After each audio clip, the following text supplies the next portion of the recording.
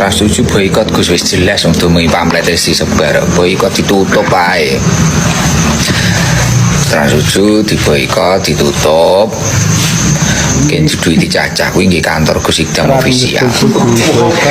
Tadi lagi rame banget ya soal Trans 7 yang nge-framing negatif tentang kehidupan di pesantren. Ada yang pro, ada juga yang kontra. Banyak netizen yang berkomentar kalau yang disampaikan oleh Trans 7 itu fakta. Tapi ada juga yang nggak setuju dan menyuarakan untuk memboikot channel TV tersebut. Jadi aku mau sedikit cerita ya. Kebetulan suami aku itu pernah mondok. Kita udah punya anak satu laki-laki dan aku tanya ke suami, kira-kira anak kita nanti kalau udah sekolah mau dipondokin apa enggak. Terus jawaban suami aku, dia nggak mau kalau anaknya itu masuk pondok. Bukan karena pondok itu negatif ya, pondok itu positif banget dan untuk belajar agama segala macam itu bagus banget. Tapi memang aku setuju sih dengan apa keputusan suami ya, karena aku sendiri melihat banyaknya berita akhir-akhir ini oknum-oknum ya yang tentang pencabulan atau pembulian di pondok itu sangat-sangat buat aku kepikiran ya dan berpikir ulang untuk memasukkan anakku ke pondok.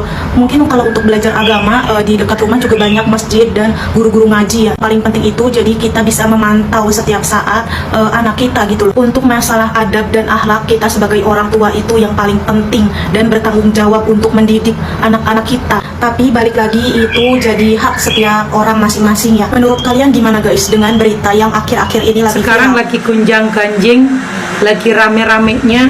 Kemarin Trans 7 menampilkan tentang pondok pesantren. Saya ini alumni pondok pesantren. Ketika kami menjadi santri, mungkin di sini ibu-ibu ada yang nggak pernah mengalami menjadi santri. Menjadi santri itu indah, tapi terkadang narasi yang kemarin disebutkan itu di TV, Bu Punten, kalau tunduk ke guru itu katanya merangkak, harus Bu, kayak nunduk-nunduk sampai ini, itu dianggap perbudakan. Padahal kami tidak pernah merasa diperbudak. Saya gambarkan seperti gini, guru itu berkhidmat untuk ilmu. Ibu tanpa adanya guru ngerti nggak baca Quran? Ketika saya yang menyampaikan ini, saya juga berkhidmat dengan ilmu yang saya akan sampaikan. Ketika ibu pulang bekelin saya bisyarah, tahu bisyarah? Tahu bisyarah? Amplop. Pulang nih, bekelin guru nih. Ibu merasa itu menjadi bayaran saya, apa ibu nganggap itu bukan bayaran tapi sebagai ungkapan terima kasih ibu ke saya? Kalau ibu menganggap itu sebagai bayaran, saya nggak pernah akan terima. Kenapa? Karena ilmu yang saya sampaikan tidak seberapa dengan uang yang sudah ibu berikan. Makanya saya sebagai santri nganggap ke guru khidmat itu nggak seberapa tunduknya saya, manutnya saya nunduk, manut, ngikut, hormat, bahkan saya nunduk sebagai penghormatan betapa mulia ilmu yang dia sampaikan. Andainya ibu nggak punya ilmu, bisa nggak baca Quran benar? Andainya ibu nggak punya ilmu, nggak tahu baca Quran yang benar, nggak dibimbing oleh seorang guru, kira-kira ibadah kita baik apa enggak, tambah bagus apa enggak? Nah, bentuk ketika kita pengajian, ibu ngasih saya amplop, saya kenapa nggak pernah mau menominalkan? Saya di sini cerita karena memang saya sebagai santri itu sakit, Bu. Diinjak-injak pesantren itu sakit, Bu. Karena kami sebagai santri itu ketika ngabdi di pesantren, ngabdi itu bukan berarti kami itu diperbudak, bukan. Karena kami itu membudakkan diri sebagai murid yang butuh dengan ilmu. Makanya kenapa dalam mencari ilmu itu butuh adab.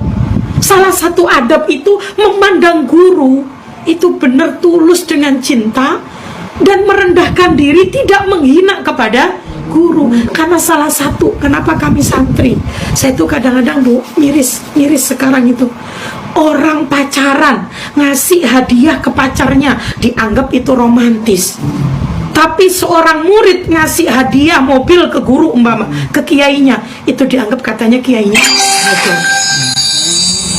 Itu narasinya kemarin. Santri nyuci piring itu katanya diperbudak.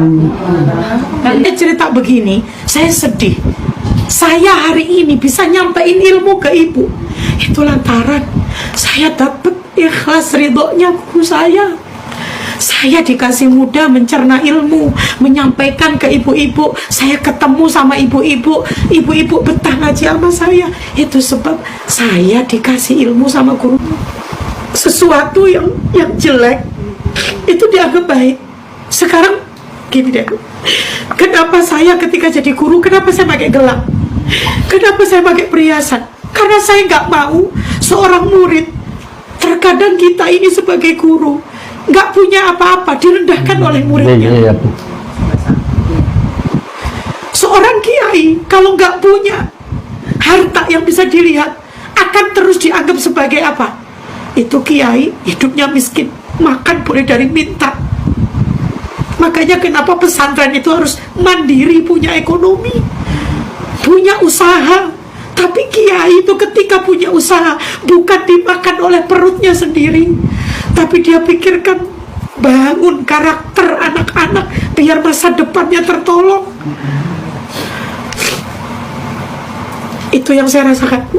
Saya hari ini ngaji, pikiran saya tuh campur aduk. Ini salah satunya, ada yang pengen memperpecah belah kita semuanya. Kenapa saya pakai perhiasan? Sebenarnya saya nggak pengen. Jangan nangis. Puji-puji, nggak pengen. Aduh ya Allah.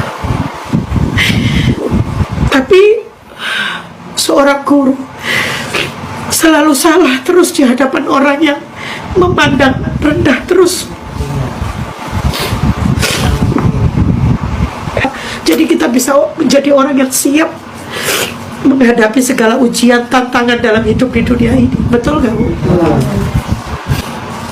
Saya masih, rasanya di hati saya masih belum plong, karena orang yang gak paham itu saya pengen kasih paham gitu loh, Bu. Itu saja. Saya gak kuat. Saya cuma satu berpesan, jangan berkomentar ketika engkau belum pernah menjadi santri. Jangan pernah mengatakan kami ini selaku santri itu ada feodal, karena kami sejatinya hati kami berkhidmat tulus kepada guru-guru kami, karena guru-guru kami pun tulus memberikan ilmu waktunya, bahkan membagi tenaganya untuk mendidik kami semuanya. Saya sampai hari ini merasakan luar biasa barokahnya dari didikan guru-guru saya. Tolong yang nggak pernah menjadi santri, jangan pernah berkomentar yang membuat orang menjadi salah paham lebih dalam lagi. Sehat semuanya. Terima kasih. Insya Allah kita akan diskusi lagi di room live yang lain. Saya berharap hargai ilmu ketika kamu pengen dihargai. Allah itu menghargai kita dengan ilmu ketika kita mampu menghargai orang yang mendidik kita. Sehat semuanya. Assalamualaikum warahmatullahi wabarakatuh.